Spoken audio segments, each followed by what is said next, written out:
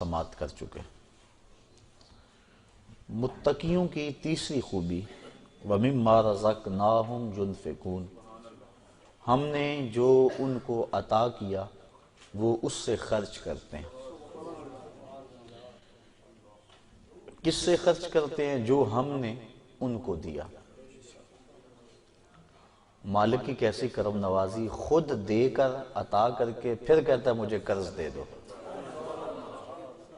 اور پھر اگر تم مجھے دو گے تو میں اس کے بدلے میں تجھے کئی گنا عطا کروں گا۔ کیسا سودا ہے اور کتنا نفع بخش سودا ہے۔ متقیوں کی یہ صفت بیان فرمائی گئی کہ وہ اللہ کی راہ میں خرچ کرتے ہیں اس کے دیے ہوئے سے۔ قاضی بیضاوی رحمۃ اللہ تعالی علیہ فرماتے ہیں کہ یہاں صرف مال ہی مراد نہیں ہے، راہ خدا میں صرف مال خرچ کرنا ہی مراد نہیں، بلکہ جو بھی انہیں دیا گیا وہ علم ہے تو علم بانٹتے ہیں، وہ روحانیت ہیں تو روح کا نور بانٹتے ہیں، جو صلاحیتیں ان کو دی گئیں اس کو راہ خدا میں خیرات کرتے ہیں، لٹا دیتے ہیں۔ تو جو راہ خدا میں خرچ کیا جائے خرچ کرنے سے کم نہیں ہوتا۔ عقل انسانی کہتی ہے کہ اگر تم مال راہ خدا میں دو گے تو کم ہو جائے گا، لیکن اللہ تعالیٰ غنا کا وعدہ دیتا ہے کہ تم میرے راستے میں دو گے تو میں اور بڑھا دوں گا۔ تو جن کو اس کے وعدے پہ یقین ہے تو وہ راہ خدا میں لٹاتے رہتے ہیں اور لٹانے سے کبھی کم نہیں ہوا۔ میں مثال دیا کرتا ہوں کہ پرانے دور میں پانی نکالنے کے لیے کنویں ہوا کرتے تھے، بعد میں مختلف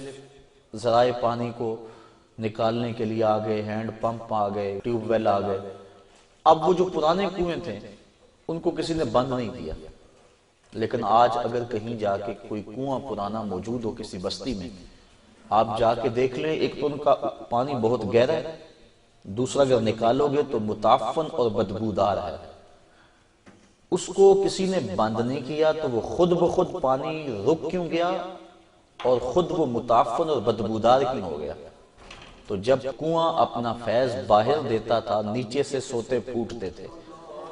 جتنا باہر دیتا تھا اللہ روز اسے عطا کرتا تھا، اور جب اس نے باہر دینا چھوڑ دیا تو اس کو جو ملتا تھا وہ بھی بند ہو گیا، اس کے سوتے خشک ہو گئے، اب نہ اس میں تازگی رہی، نہ ٹھنڈک رہی، نہ برودت رہی، اور نہ اس کے اندر وہ پاکی رہی۔ تو اگر راہ خدا کے اندر دیتے رہو گے اللہ تمہیں عطا کرتا رہے گا، اور اگر ہاتھ روک لو گے تو پھر وہ جو مال رکا ہوا ہے، جس طرح کنویں کا رکا ہوا پانی متعفن اور بدبودار ہو جاتا ہے تو یہ مال وبال بن جاتا ہے، اور قیامت کے دن مختلف صورتوں کے اندر ظاہر ہوگا۔ سانپ کی صورت کے اندر بندے کو ڈسے گا اور کہے گا آنا کنزوں کا آنا مالوں کا، میں تیرا خزانہ ہوں، میں تیرا مال ہوں، جس کو تو سنبھال کے رکھا کرتا تھا۔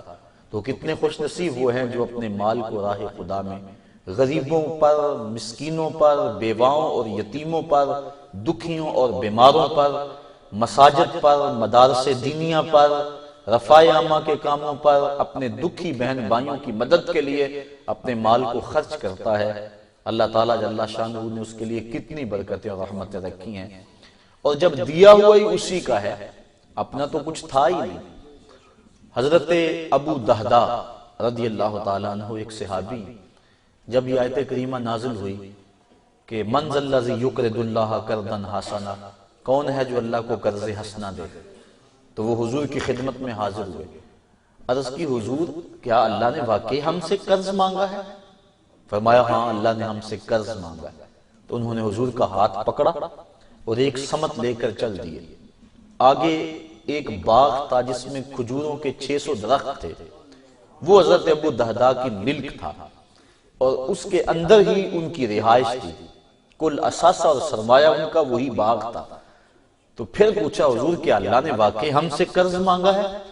حضور نے فرمایا ہاں اللہ نے ہم سے قرض مانگا ہے۔ کہا پھر آپ گواہ بن جائیے سودے کے، یہ باغ میں نے اللہ کو قرضے میں دے دیا، اور اب اس باغ کے اندر داخل نہیں ہو رہے بلکہ باہر کنارے پہ کھڑے ہو کے اپنے بچوں کو اور اپنی بیوی کو آواز دیتے ہیں، یا امت دہدا، اے دہدا کی امی، بچوں کو لے کر جلدی باہر آ جاؤ، یہ باغ اب ہمارا نہیں رہا، میں نے اللہ کو دے دیا۔ اب وہ پاک باز خاتون، اس کا جذبہ دیکھیے، اس نے جلدی جلدی سامان سمیٹا، جلدی جلدی بچوں کو لیا اور باغ سے باہر آ رہی ہے۔ یہ نہیں کہتی کہ ابو دہدا تم نے کیا کیا، یہی تو ہمارا کل سرمایہ تھا، اب کہاں جائیں گے، بلکہ اس کے لبوں کے اوپر یہ لفظ تھے، رابحہ بیعک یا ابا دہدا، رابحہ بیعک یا ابا دہدا، دہدا کے ابو تو نے بڑا نفع والا سودا کر لیا ہے، تو نے بڑا نفع والا سودا کر لیا ہے۔ تو یہ اہل تقوی کی صفت ہے کہ وہ راہ خدا میں خرچ کرتے ہیں، اور راہ خدا میں خرچ کر کے اگر خوشی ہو تو یہ علامت ہے تقوی کی۔ بعض وقت مجبوراً خرچ کرنا پڑ بھی جاتا ہے، ریا کے لیے، نمائش کے لیے، لیکن وہ جو اللہ کی راہ میں خرچ کرتے ہیں محض اللہ کی رضا کے لیے، اور جب اللہ کی رضا کے لیے خرچ کیا جائے تو پھر قلب کو فرحت ملتی ہے، اور خصوصاً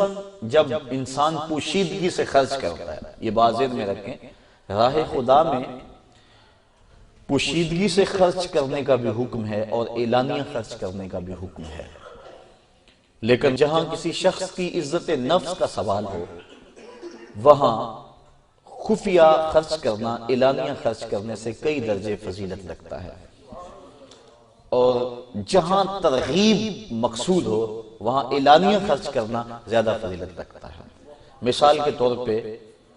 کسی ادارے کے لیے، مسجد کے لیے، یا کسی ایسے شخص کے لیے جس کا نام سامنے نہ ہو، اگر فنڈ مانگا جائے اور ہزاروں لوگ بیٹھے ہوں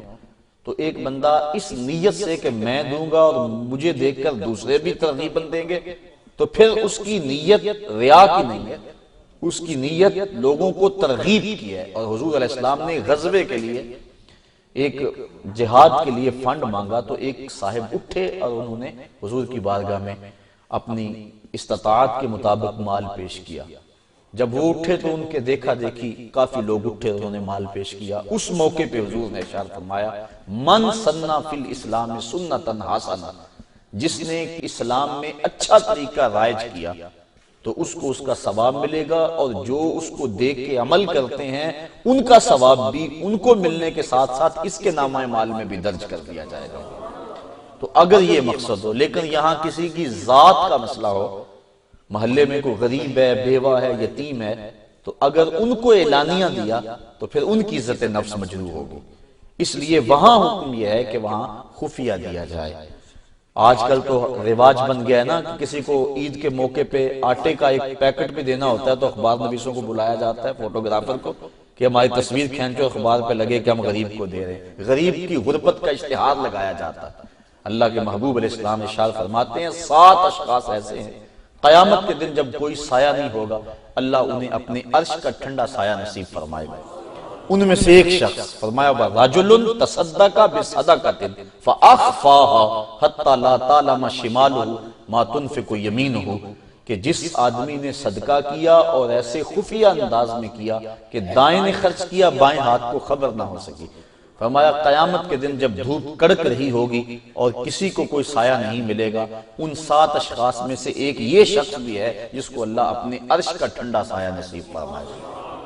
تو خفیہ کسی کی اعانت کرنا ایک تو ریا کا شائبہ ختم ہو جاتا ہے، اور ویسے بھی ریاکاری کو شرک اصغر کہا گیا ہے۔ اللہ تعالیٰ قیامت کے دن ریاکار جب اپنے عمل کو پیش کریں گے، مالک میں نے فلاں عمل کیا، تو اللہ ارشاد فرمائے گا تم نے میرے لیے تو کیا ہی نہیں تھا، تم نے تو لوگوں کے دکھاوے کے لیے کیا تھا، ان سے داد لینے کے لیے کیا تھا، وہ تجھے مل گئی، جس لیے کیا تھا وہ تجھے حاصل ہو گیا، اب میرے پاس تیرا اجر تو نہیں ہے۔ تو آج ہمارا رواج ہو گیا کہ ہم مسجد میں پنکھا بھی لگوائیں تو تینوں پروں پہ اپنا نام ضرور لکھواتے ہیں، برائے سال ثواب فلاں صاحب۔ اللہ کو نہیں پتا کس کے لیے دیا جا رہا ہے، ضرور لکھ کے لگانا ہے۔ باہر واٹر کولر نصب کرائیں تو اس کے اوپر نام ضرور لکھواتے ہیں کہ فلاں کی جانب سے سال ثواب ہے۔ اللہ کو نہیں پتا کس کی نیت کی ہوئی ہے، یہ اللہ نیتوں کو جانتا ہے۔ تو اگر ترغیباً کسی کی نیت ہو تو پھر اس پہ اعتراض نہیں ہوگا، لیکن اگر اس لیے کہ لوگ کہیں کہ فلاں نے کیا ہوا ہے تو یہ ریا بن جاتا ہے، اور ریا کو شرک اصغر کہا گیا ہے، اور اس سے بچنے کی تاکید ارشاد فرمائی گئی ہے۔ تو وہ جو اللہ کی راہ میں خرچ کرتے ہیں متقیوں کی یہ تیسری صفت بیان